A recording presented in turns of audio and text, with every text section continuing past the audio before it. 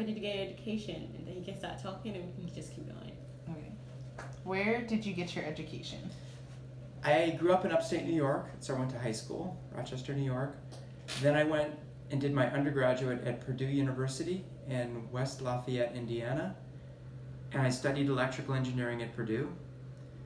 Upon graduation from Purdue, I came out to Stanford University, where I also studied electrical engineering for my master's and for my PhD. Cool. And how did that lead to your career right now? Well, after Stanford, I got a job at UC Santa Cruz as a postdoc and a researcher looking at environmental data. And at around that same time, a new university opened down in Monterey, and I was interested in staying in the area. So I pursued CSU Monterey Bay back in 1996, and they had an opening to teach physics. I applied for it, and they were looking for somebody with an interdisciplinary background. They liked the idea of somebody who's worked with the environment, and of course somebody who could teach physics, but not necessarily a physics major. A lot of people ask me, you know, you're teaching physics, but you didn't study physics as an undergraduate, so how did you get into that position? I applied for it, and I was the kind of person they were looking for, and I've been teaching physics here ever since. That was back in 1996. What important choices or life decisions do you think you made that drove you all the way down here?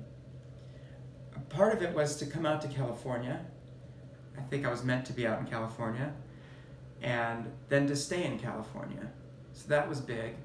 I also married somebody who's from California who wanted to stay in California. That helped, encouraged me to stay in California as well. And having a new university, CSU Monterey Bay, open, I was excited about the possibility of what could happen here. And that really drove me to apply here and to stay here. Cool. That's really nice. Based on your experience, what advice do you think you have for like us researchers in our journey? It's great that you're involved in research right now. I would say learn as much as you can, ask a lot of questions, and put yourself in situations where you're able to ask a lot of questions. I know when I was an undergraduate student and a graduate student, I didn't really feel like I had the opportunity to ask a lot of questions until I was paired up with a kind of a mentor advisor person. Before that, I never really felt like that was encouraged or open, yet I feel like my education would have been a lot stronger had I really questioned things I didn't understand. So a lot of that, I do that now a lot, but I didn't as a student. But you can start now if you haven't already. But I know both of you already do that, so you're in a good place. What is the general focus of your current research? My current research is actually pretty multifaceted. I'm certainly interested in how much water can you get from fog. But I'm also interested in what causes the amount of water you get from fog to be different. Is it different types of mesh? Is it slightly different locations of the mesh? Is it local variations in, or small scale variability in the meteorology? Maybe small scale turbulence in the wind field or things like that. All of these questions give us a better understanding really of the natural world. I'm curious how things work in nature and on different scales. So fog is a really great phenomenon for looking at that because it exists on so many different scales, from the incredibly tiny where you have little droplets that are 1 micron in size to the enormous where you get fog that covers good chunks of the surface of the earth.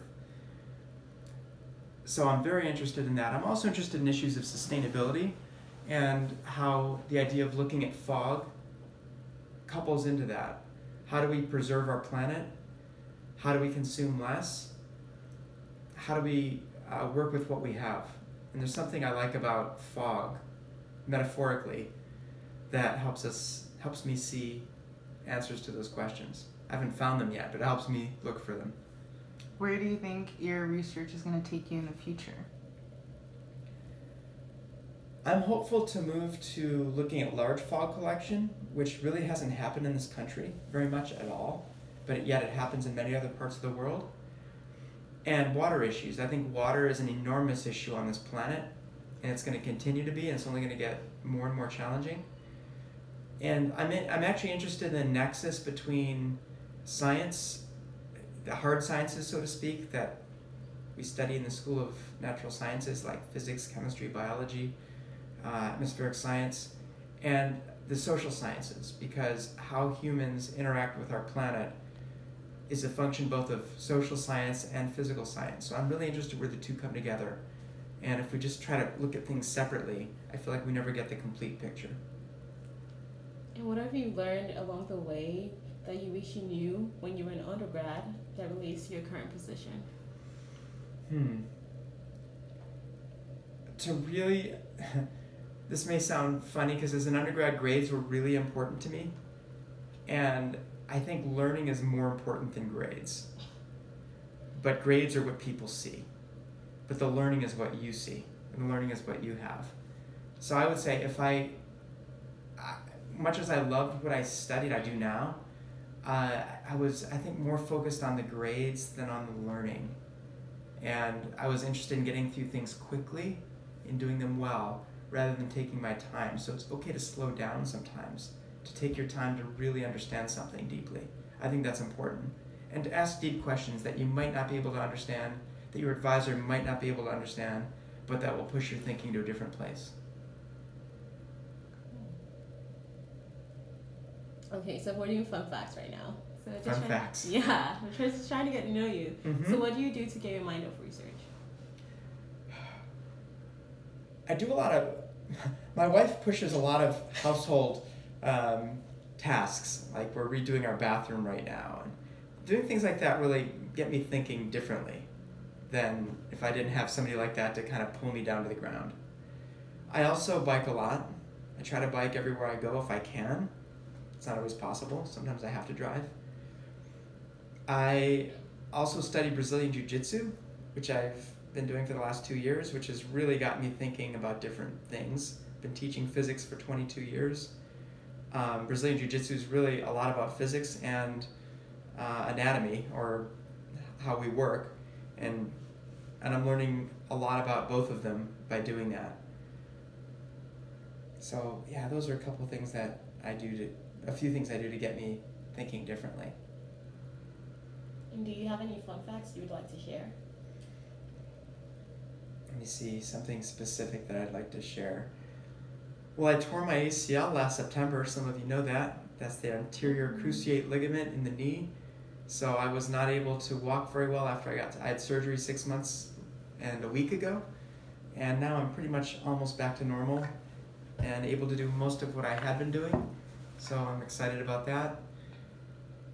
Yay. Was that a question? Or? No, I was just saying yay. Oh, yay. Yeah. And I used to run cross country and track when I was in high school. And I actually think that helped me a lot. Something about, when you're running a mile or 2 miles or 10 miles, but just sticking to it and keeping doing it. And I think that ethos has helped me in a lot of my pursuits currently. Nice. That's all we have. All the questions we have for you today. Okay. Did you want to add anything else? Keep up the good work. Great. Yeah, thank you.